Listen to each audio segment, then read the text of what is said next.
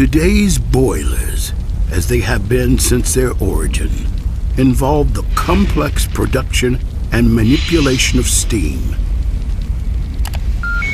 The forced draft fan blows air into the system. A portion is routed to the pulverizers, which crush coal into a fine dust before pushing the mixture up through feeder tubes. The other portion passes through an air preheater, which transfers heat from the exhaust gases to the incoming air, raising the air temperature, reducing moisture, and producing a cleaner burn. The hot forced air and coal dust converge in the windbox, where the mixture is blown out through burners and ignited inside the firebox, transferring radiant heat to the water-filled tubes. The hot gases flow upward, heating the rest of the system through convection, before passing through the air preheater and ultimately flow into the scrubber, where pollutants are removed. Liquid water is pumped into the system at the economizer.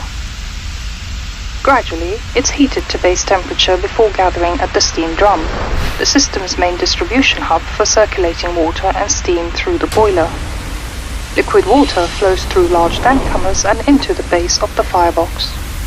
A network of 2-inch tubes line the firebox walls, and burners force-feed a continuous supply of combustible fuel into the ultra-hot firebox. Eventually, the insides of the firebox burn so hot that its surrounding steel walls would melt if not for the tube-lined walls of liquid water. At the point in the cycle when the liquid water turns to steam, the steam separates and collects at the top of the steam drum.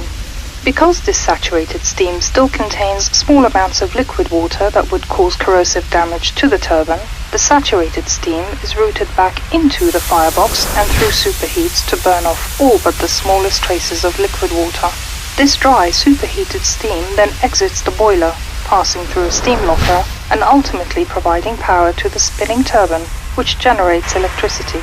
Finally, exhaust steam, now at a lower temperature and pressure, is sent back to the boiler through a dedicated reheat stage. This reusable steam is brought back up to operating temperature before returning to the turbine, providing additional power through a secondary stage.